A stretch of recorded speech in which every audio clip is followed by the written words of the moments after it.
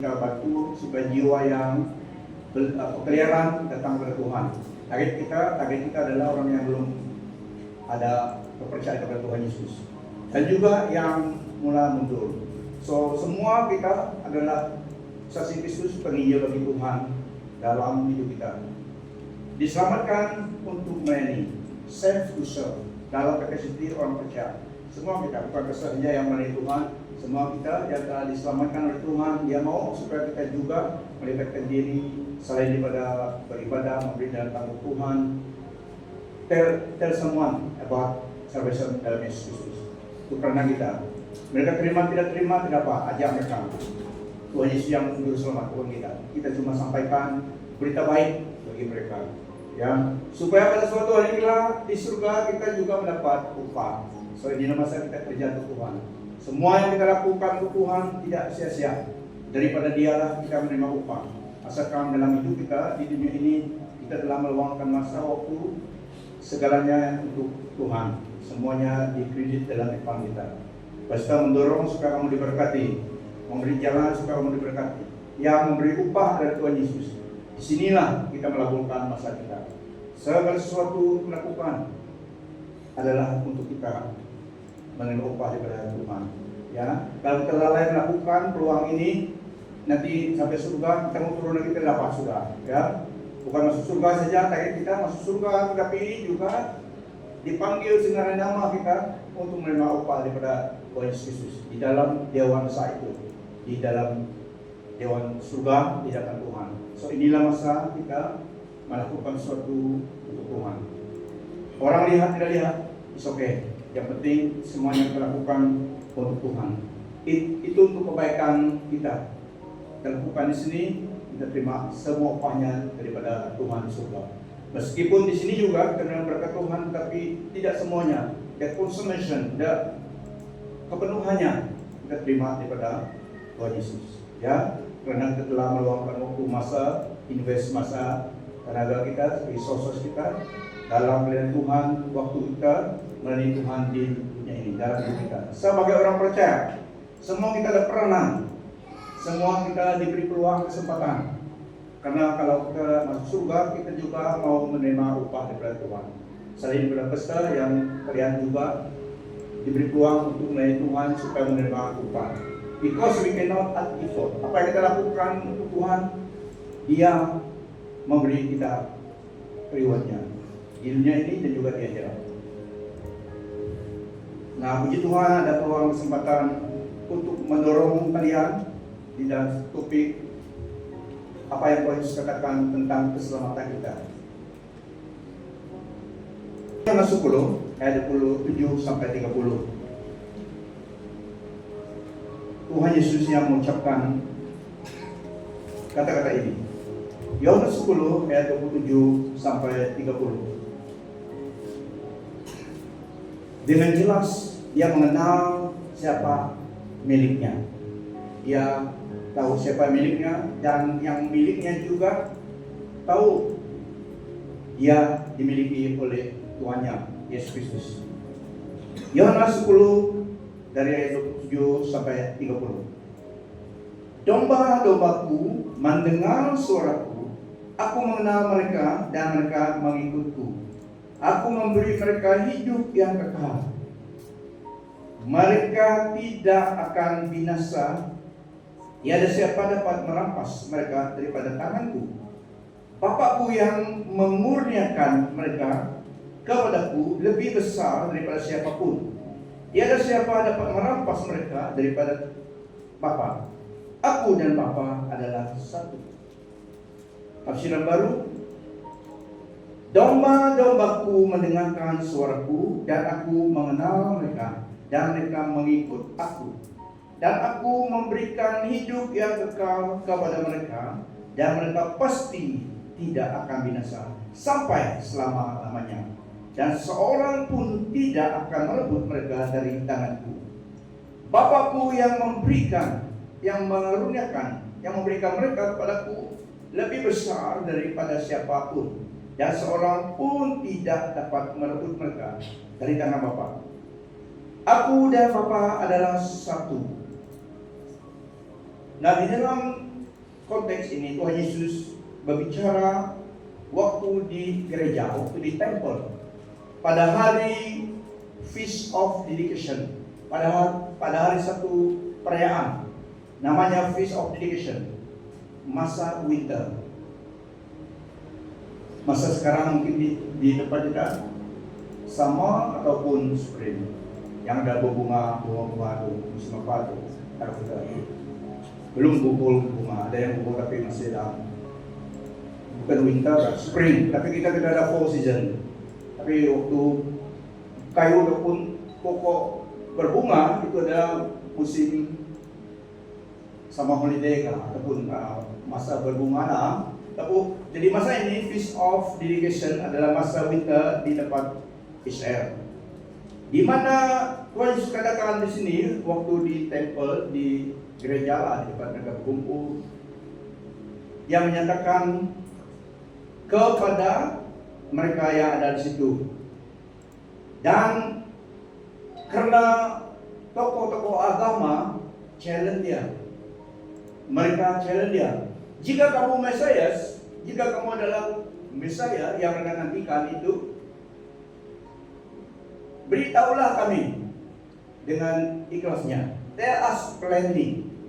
Padahal dia telah menyatakan demikian. Dia menyatakan kepada mereka di depan umum. Tapi orang religious leaders katakan, mereka challenge dia. Kalau kamu memang Mesias yang kamu katakan, yang Juru Selamat yang datang itu, beritahulah kami dengan plainly, jelas-jelasnya. Dia katakan kepada mereka dalam ayat seterusnya. Dia katakan kepada mereka, saya telah mengatakannya, kamu tidak percaya. Saya telah menjelaskan semuanya, tapi kamu tidak percaya. Karena kamu bukan dombaku, kata dia. Mereka challenge dia katakan, kamu bukan dombaku, kamu tidak dapat mendengar suaraku. Tetapi mereka yang dombaku, mereka mendengar suaraku. Aku mengenal mereka mendengar suaraku, mereka ikut aku. Dan mereka akan selamat. Kata dia, kamu tidak, karena kamu bukan dombaku. Mereka dengar situ, tapi mereka tidak mengerti. Ini tokoh agama, mereka tidak mengerti. Mereka masih bertanya. Tuhan Yesus katakan dengan jelas, saya telah menyatakannya, tapi kamu tidak dapat mendengar. Menjadi kebodohan bagi mereka. Mereka tidak dapat mengerti. So pada masa itu Tuhan Yesus mengajar tentang di dalam ajaran pada hari itu tentang the good shepherd, gembala yang baik. Dia menyatakan identiti dia sebagai gembala yang baik, yang mengenal domba-dombanya. Karena mereka mengerti, kalau di konteks mereka mengerti gembala dan domba. Dia membuat ilustrasinya demikian, karena pada masa itu kebanyakan tugas mereka adalah mengembalakan domba-domba ternakan. So mereka mengerti, dia adalah gembala yang baik, yang datang, yang mengenal dombanya mendengar suaranya dan mereka mengikut dia. Tidak seperti orang tokoh agama pada masa itu. Dalam ayat 27 dia katakan demikian, domba-dombaku yang mengenal, mereka mendengar suaraku, aku mengenal mereka dan mereka mengikutiku. Jelas dia katakan, maksudnya di situ kita tahu dan mereka mengerti juga domba adalah orang percaya. Orang percaya dan yang dipilih, yang Bapa berikan, kurniakan, kata dia kepada mereka. Domba-dombaku mendengar suaraku, aku mengenal mereka, mereka dengar suaraku dan mereka ikut aku. Mereka adalah yang dipilih oleh Bapa, yang dipilih dan diberikan, dikurniakan kepada dia. Digambarkan seperti domba yang diberikan kepada gembala itu, karena dia adalah gembala yang baik. So, satu gambaran yang ada hubungan rapat dengan dombanya, yang mengenal dombanya dapat mendengar suaranya, dan mereka ikut dia. Tokoh agama tidak mengerti. Mereka dombanya, maksudnya bukan mendengar suaranya. Mereka mengerti. Semua itu mendengar suara Tuhan berbicara. Tapi tanggapannya, itu maksudnya mereka tidak mendengar itu, tapi mengerti. Dombanya mengerti, mendengar dan mengerti maksud Tuhan. Understanding, dan mereka respon kepada Tuhan. Karena banyak suara di dunia, tapi domba Tuhan Yesus, orang percaya, tahu yang mana suaranya dan mereka mengikut.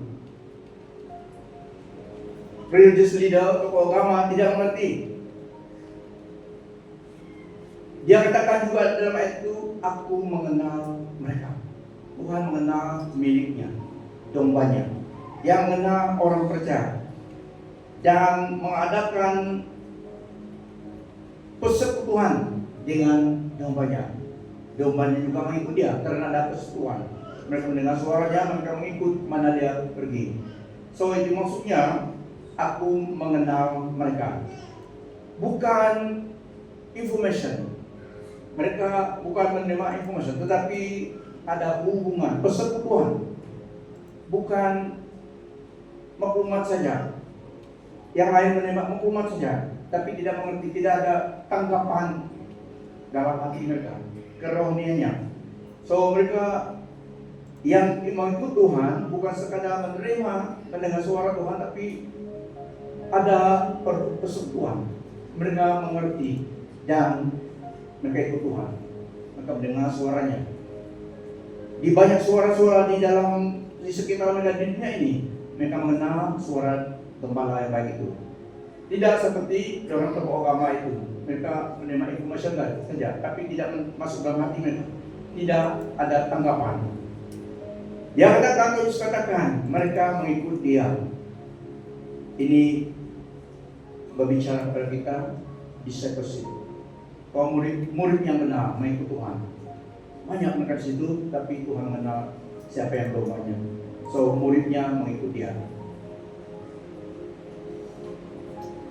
Kalau orang tidak percaya, mereka menerima informasi saja, tapi tidak mengikut Tuhan. Berarti mereka tidak dapat mendengar suaranya. Tidak masuk dalam hati mereka, mendengar begitu saja. Suara tidak dapat mengerti maksud Tuhan. Tetapi tidak domba Tuhan, mereka mengenal dia. Dalam ayat 28, aku memberi mereka hidup yang kekal. Mereka tidak akan binasa. Tiada siapa dapat merampas mereka daripada tanganku.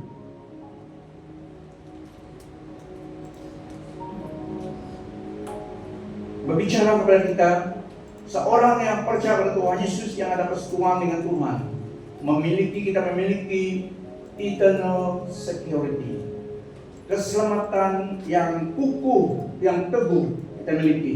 So ada security tentang keselamatan jiwa kita, karena persekutuan dengan Tuhan. Aku memberi mereka hidup yang kekal, mereka tidak akan binasa. Wow. Lihat kamu tidak binasa. Tuhan Yesus berkata, dia memberi hidup kekal itu. Hidup kekal itu daripada dia yang memberi kepada dombanya, kepada orang percaya. Dan mereka tidak akan binasa sampai selama-lamanya. Tiada siapa dapat merampas mereka daripada tanganku. Maksudnya aku memberi. Dia memberi hidup kekal. Keselamatan adalah diberi hadiah dengan cuma-cuma, free gift. Yang daripada Tuhan, dia yang memberi, bukan kita yang earn it, bukan kita yang kerjakan supaya kita mendapat keselamatan kita. Tidak. Diberi dengan cuma-cuma. Dia yang mempunyainya, dia yang memberi, not earned by us. Salvation is a free gift, not earned or maintained karena kita. Kita menerima karena dia memberi. Dia memberi dengan cuma-cuma, free gift, keselamatan. Itulah maksudnya aku memberi. Dia yang memberi. Jadi kita menerima. Dia memberi, kita menerima. Kita yang menerima. Bukan usaha kita, tetapi Dia yang memberinya sebagai free gift, miliknya, hadiah kepada kita. Dia beri percuma. Dia yang telah memilikinya. Proses free gift salvation itu untuk manusia. So Dia beri kepada siapa dombanya. Eternal life, maksudnya hidup kekal. Bukan saja nanti di surga. Di sini sudah kita memiliki hidup kekal, tapi belum kita gunakan. Karena Yesus dalam hati kita, Roh dalam hati kita, memimpin terus sampai kekal kepada eternity. Dari dunia kepada eternity. Bukan nanti di surga baru kita buat keputusan untuk menerima hidup kekal atau tidak. Di sini setelah kita menerima Tuhan sebagai Tuhan dan Selamat, diberikannya hidup kekal kepada kita, standby kita pada masa kita berjumpa dengan Tuhan. Dan kita lihat di sini satu persekutuan yang tidak terputus, hubungan dengan Tuhan yang tidak berhenti, tidak ada hentinya sampai kekekalan. Shall never perish. Mereka tidak akan binasa. Ini adalah perkataan Greek yang paling kuat dikatakan menggunakan shall never perish ini, yaitu tidak akan hilang, tidak akan binasa. There is no destruction selama-lamanya. Ini adalah satu garansi daripada Tuhan Yesus. Firman yang diberikan kepada doanya, kepada orang percaya. Dia ada sesiapa, tidak apapun yang dapat merampas kita daripada tangan Tuhan. So, shall never perish. Mereka tidak akan, katakan terdapat tidak akan. Tuhan Yesus katakan tidak akan. Seterusnya, tiada siapa yang dapat merampas mereka daripada tanganku. No one snatch them out of my hand. Dia yang memegang. Jesus hold you. Dia yang memegang kamu, bukan kamu yang memegang dia. Pengertiannya, dia yang memegang kita, keselamatan kita. Nothing and no one. Tiada dosa, tiada keraguan, tiada ketakutan, tiada iblis, tiada failure, tiada masalah yang dapat merampas kita daripada tangan Tuhan. Dia yang memegang. His grip is stronger than ours. Kalau kita yang memegang, kita lepas. Amen. Kalau kita yang memegang, kalau berdasarkan keselamatan kita, karena kita, kekuatan kita, karena pada diri kita memegang tangan Tuhan, pasti lepas. Tapi Dia yang memegang tangan kita. Katanya di sini, tiada siapa yang dapat merampas kita daripada tangannya, karena Dia yang memegang. Ini pengertiannya. Tentunya kita juga mengulurkan tangan kita untuk pegang Tuhan, ya. Tapi di dalam konteks ini kekuatan Dia yang memegang gripnya, bukan karena kita, karena Dia yang memegang kita. Pastinya kita mengulurkan tangan kita supaya Dia menyambut kita. So ini pengertiannya. His grip is stronger than any force. Pegangannya kuat daripada sesuatu kuasa, kekuatan yang akan merampas kita. So ini di dalam perkataan Tuhan Yesus. Berarti kita memiliki eternal security. Kita memiliki ketangguhan keselamatan kita di dalam Tuhan Yesus. Eternal security. Inilah janji-janji yang jelas Tuhan berikan kepada pengikutnya, kepada domba-dombanya. Tangannya diulurkan memegang kita, melambangkan kuasa, melambangkan kasih, melambangkan wibawa autoritinya, melambangkan perlindungan, keselamatan, security. Tangannya. Ayat 28 tadi. Ayat 29. My Father who has given them to me. Bapakku yang mengurniakan ataupun yang memberikan mereka kepadaku is greater than all. No one can snatch them out of my Father's hand. Jadi siapa yang dapat merampas mereka daripada tangan Bapa. Keselamatan adalah Salvation is the Father's gift to the Son.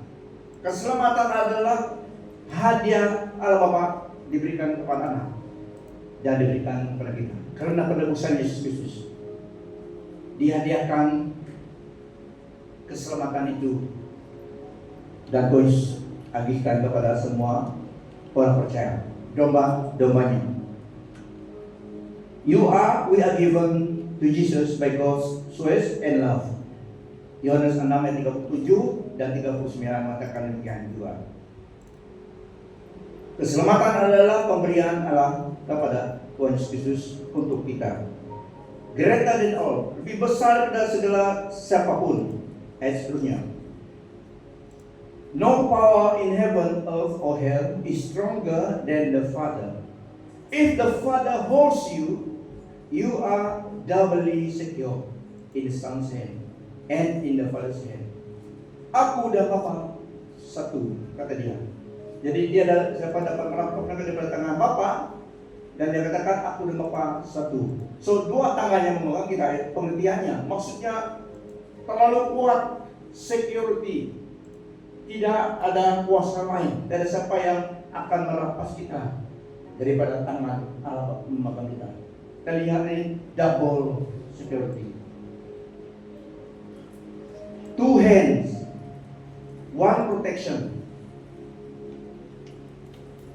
Karena Yesus katakan, aku dan Bapa satu.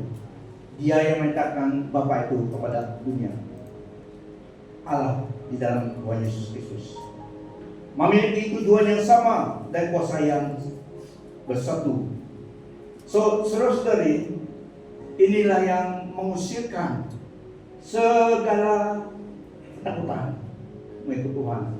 This remove all fear. Karena our safety does not depend on how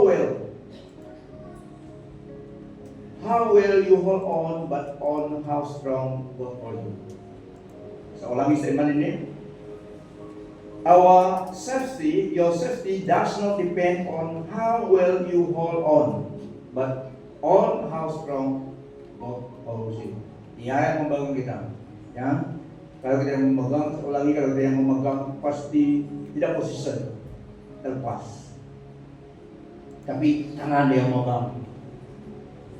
Allah yang pencipta alam semesta, yang memberi nafas hidup di dunia dan di akhirat, dia memegang tangan dombanya, orang percaya. Tidak ada siapa yang dapat merampas. Karena kita miliknya, kita ditebus oleh darahnya. Dalam satu kata, ownership. Dia yang memiliki kita setelah dia menebus kita menjadi milik kepunyaannya. So, treasured possession, miliknya Tuhan. Tidak ada siapa yang dapat mencuri. Dia dapat datang merampas karena Tuhan yang menjaga, melindungi. So, aman di dalam perlindungan Tuhan.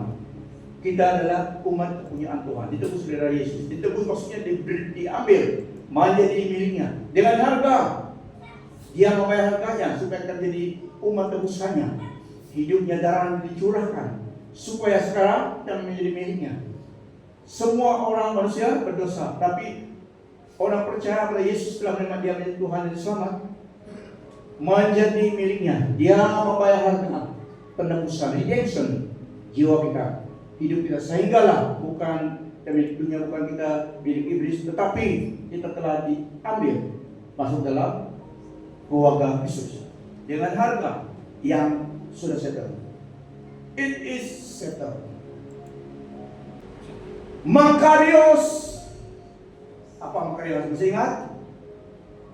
Blessed and happy. Dia kamu makarios. Kamu mau memberkati dia, blessed and happy. I wish you makarios. Tuhan datang memberi kita makarios, blessed and happy. So di sini security keselamatan kita, apakah saya selamat atau tidak? Kalau kamu dari Yesus, kamu selamat. Tidak ada keraguan. Kadang-kadang pikiran kita yang meragukan, keadaan yang meragukan. Karena perasaan kita kalau keadaan baik, oke, beriman. Sepertinya iman kuat. Tapi kalau keadaan mencabar, wow, kita macam tidak selamat rasanya. Bukan perasaan kita yang menentukan, bukan perasaan kita yang menjadikan, bukan keadaan yang menentukan, tetapi firman Tuhan. Tuhan Yesus berkata, tangannya kuat memegang kita. Tidak ada siapa yang dapat melepaskan. So ini security-nya. Bagaimana dia melakukannya, itu urusan dia. Iman kepada firman-Nya, kepada apa yang dia lakukan, itu bagian kita. We believe because He said so in His word. Kita percaya karena Dia yang menyatakan dalam firman-Nya. So firman-Nya adalah kebenaran. So ini yang kita pegang. What about? Let it be. Kita tidak mengerti semuanya. Yang penting kita dalam Yesus. Tidak ada siapa dapat merapat kita daripada tangan Dia. Dia mengatakan demikian, aku dan Bapa adalah satu. Menyatakan divinity-nya dengan Bapa adalah satu. Di dalam Dia. Segala kepenuhan Allah itu diam di dalam Yesus Kristus. Nama Allah yang sekarang adalah Yesus Kristus. Bukan Yesus saja, Yesus Kristus. The anointed one. Kristus. Di dalam perjanjian baru, God give us the final names of our Lord God, Jesus Christ. Dan di dalam Dia, all the fullness of God. Dan kalau saya katakan, segala keilahan Allah, Dia bodily in Christ. So Dialah yang menyatakan Allah itu di dunia ini melalui Dia. Roh Kudus bekerja memuliakan Yesus. Karena Yesus adalah yang embodiment of the Godhead, menyatakan siapa Allah itu pada manusia, supaya kita mengerti Rohnya yang berkuasa diberikan meterai orang percaya.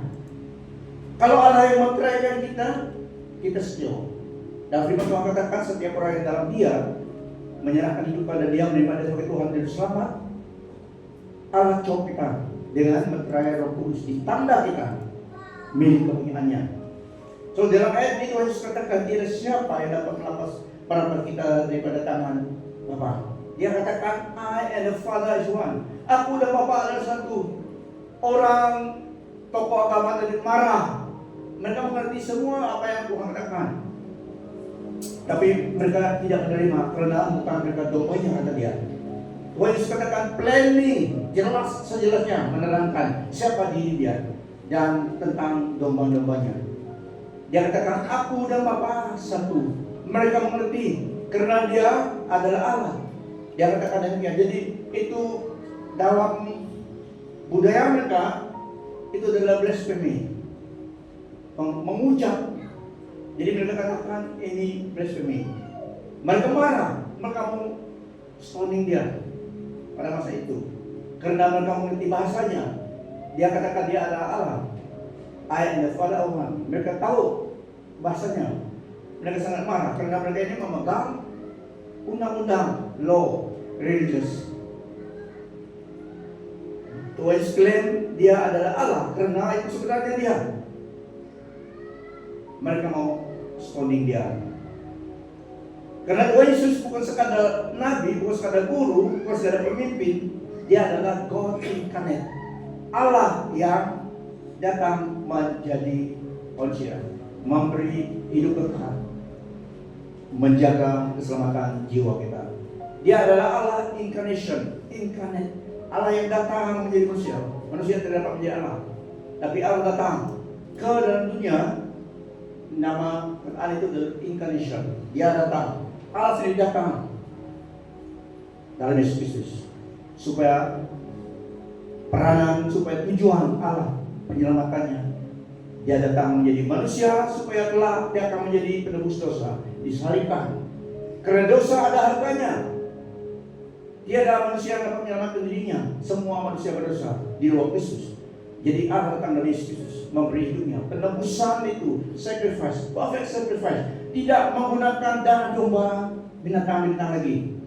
Tapi Yesus datang sekali mencurahkan darahnya, membawa pergi ke altar kudus, dan sekali untuk selama-lamanya penebusan itu. So ini maksudnya incarnate. Itulah Dia berkuasa memberi hidup kekal karena Dia Allah. Daripada Dia hidup kekal itu, orang Farisi, orang guru agama itu marah. Tetapi Tuhan berkata dengan jelas, Dia mengenal siapa dombanya.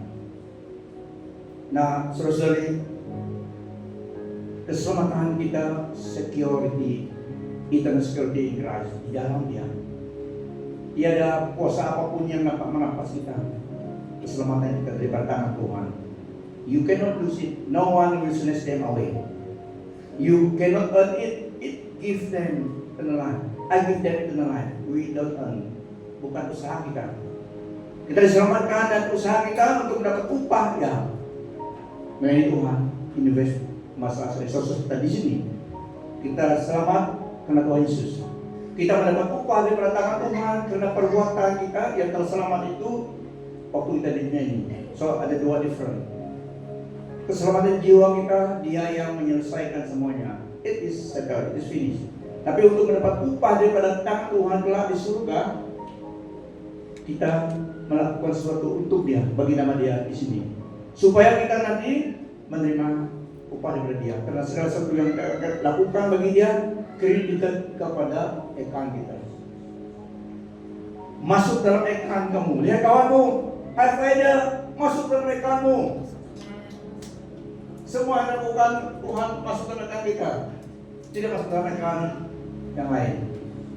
Tidak masuk dalam account atau di account. Masuk dalam accountmu. Dia punya, masuk dalam account dia. Ya.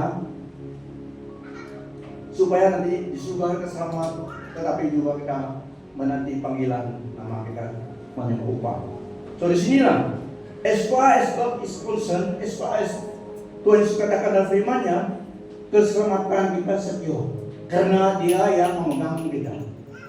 Amen. So inilah bagi kita yang percaya pada Tuhan.